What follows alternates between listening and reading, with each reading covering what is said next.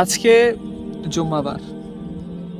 মানে একটা দুঃখের বিষয় কি, আমাদের দেশে ভিডিও গেমিং এমনভাবে প্রচার করা হয়েছে, যেটা কিনা আমরা যেখানেই যাই সেখানেই প্রতিবন্ধীর মতো এই গেমস নিয়ে আলোচনা করি। যেমন বর্তমানে প্রেক্ষাপটে একটা গেমস রয়েছে ফ্রি ফায়ার।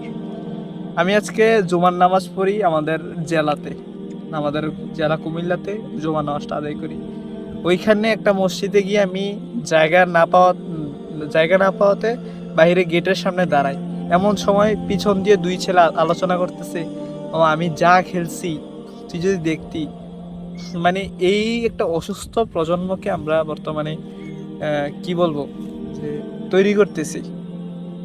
আমাদের তো কোনো অর্থ নৈতিক শিক্ষা নাই, পাশাপাশি সামাজিক শিক্ষাটুকু নেই যে কোন